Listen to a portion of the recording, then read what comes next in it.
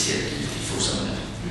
Bon, vous savez pourquoi un nombre important d'universités sont ceux dont on parle ici, et quelle est notre position. D'abord, qui on représente? Officiellement, on représente une quinzaine de présidents qui sont simplement normaux, qui ne sont pas malhonnêtes, c'est-à-dire qui disent ce que pense la communauté.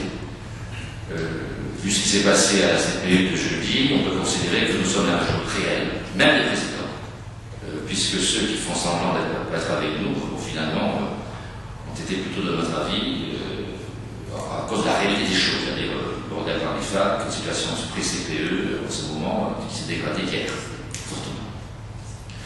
Donc, je crois que là, mais il y a le fond et puis il y a l'action politique.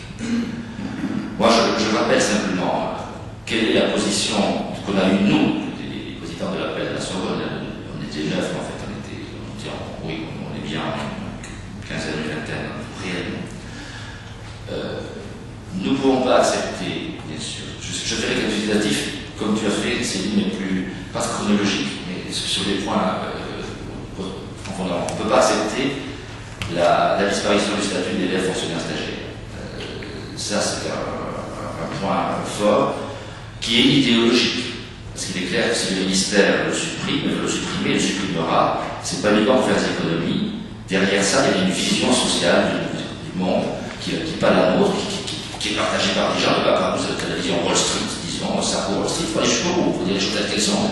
Précarisation, privatisation, l'idéal, c'était pour eux, ils l'ont dit, et tous les plus intelligents parmi eux l'ont dit, ils veulent une fonction publique territoriale, son équivalent, avec des choses d'aptitude qu'on jette quand on n'a plus besoin, et ça marche très bien. On voit le modèle que nous combattons, mais qui est le modèle réel, qui est derrière tout ce qu'on nous propose. Ensuite, il y a cela la question, c'est lié, mais c'est pas exactement la même chose, de la formation d'alternance obligatoire, avec un pourcentage très important. Il y a l'idée qu'on fait, dans le dispositif, on fait passer un CAPES, type CAPES, puisque c'est l'ensemble du système, en plein milieu de la création d'un MU. D'où on conclut, nous, que ça va être un concours bidon, ou un master bidon, ou les deux bidons, c'est le plus vraisemblable. Et c'est plus et pour que ça n'ait pas être complètement idiot, il est clair que pour que les gens puissent passer quand même un concours, on va forcément, dans ce système aberrant, leur faire passer un concours léger. Ce qui fait que dans la lutte qui vise contre les psychopédas, parce que c'est ça qu'il y a derrière, mort à l'UFM, mort aux psychopédas, et puis voilà, on prive les disciplines. Les disciplines vont devenir ridicules. On prend le français, on ne sait pas ce qu'il parle français, on prend l'espagnol, on ne sait pas ce qu'il parle espagnol. Bon, on va avoir ça, ce qui est contradictoire par rapport à leur propre système. On va avoir malgré tout plus de gens qui auront le master, même bidon, que le concours, même léger. Ce qui fait qu'on va créer des reçus-collés en quantité, alors qu'on a passé 5 ou 6 ans à se débarrasser du problème des reçus-collés en médecine. Donc on va avoir des reçus-collés littéraires et scientifiques, qui en général sont des étudiants beaucoup plus excitables, des étudiants de médecine. Donc ça, c'est leur problème. Donc c'est un système à bien dans cet égard. Le master qu'ils vont avoir, et qu'auront la plupart, alors peu auront le concours. Le master qu'ils vont avoir sera inutilisable. On nous dit c'est un système européen. Pas du tout, il est expliqué dans aucun pays européen, ils font des trucs aussi con. Donc c'est quelque chose, il faut dire les choses. Pourquoi avoir peur des mots? Bon, dans aucun pays européen on aura ça, on aura un master estampillé, gaulois dégénéré, c'est ça, et qui sera inutilisable généralement, sauf par miracle. Je maintiens, et après je vais dire mon avis politique, je maintiens, après avoir beaucoup réfléchi, ce que j'ai dit publiquement, et qui m'a interrogé, que c'est le plus grand coup porté à la formation de l'école de la République en France depuis 65 ans, quand on calcule.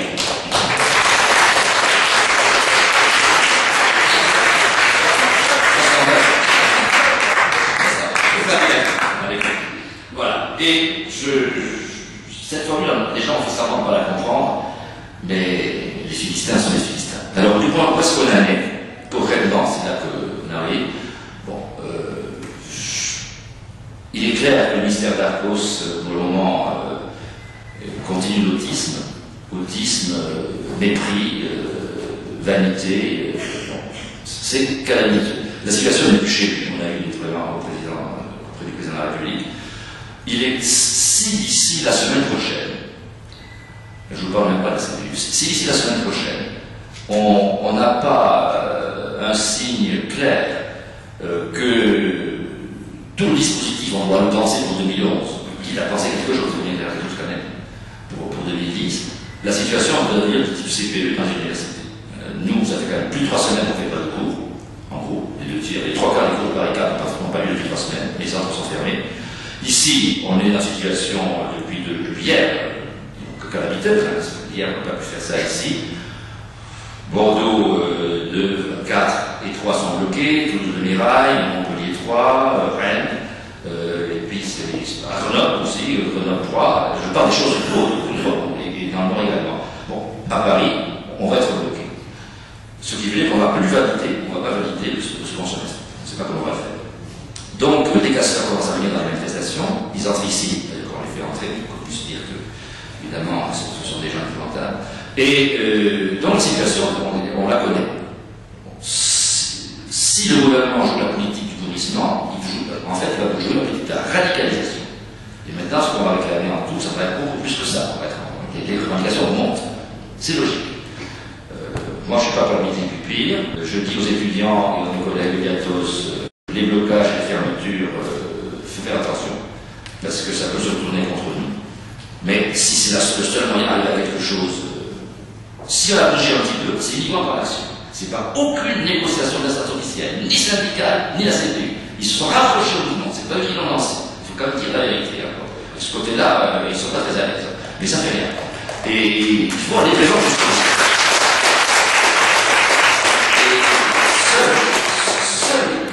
L'action, bien sûr, penser, générer, tiens.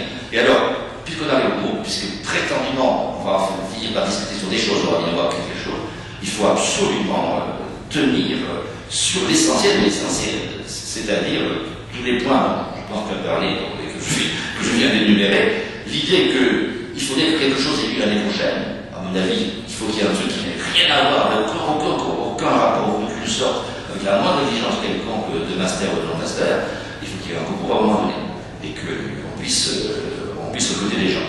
Mais toute autre ligne de réflexion sur l'année prochaine est une ligne de capitulation, c'est-à-dire on farine, on scène, on s'embrasse, on s'arrange, etc. Donc, pas d'expérience, et à mon avis même pas de transitoire. Simplement.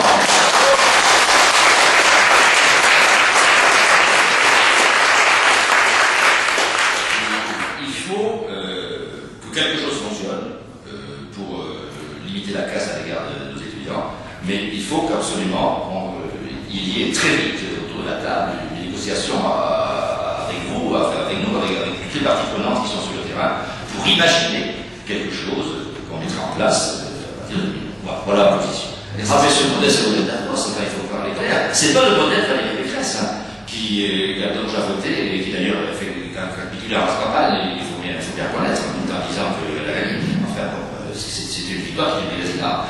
Mais le roc actuellement de la proposition, qui au départ n'était pas plus qu'une proposition, c'était quelque chose qu'on imposait. Il n'y avait eu aucune négociation, sauf comme des apparatchiks qui disent qu'ils sont grands, qu'ils sont beaux, qu'ils sont forts, qu'ils ont plein de raisons, et que nous on est à pied qu'on est forcément idiots, et qu'on est forcément pour regarder les peuples. C'est le contraire qu'on fait quand même, pour ne pas nous raconter n'importe quoi. Mais ce modèle que j'ai décrit là, je ne révèle rien du tout. C'est le modèle du ministère de l'Éducation nationale, on ne va pas le personnaliser, le conseiller autour de lui, enfin bon, qui est organisé par le ministre, bon, ben voilà, c'est notre nom, mais bon, et c'est ce modèle-là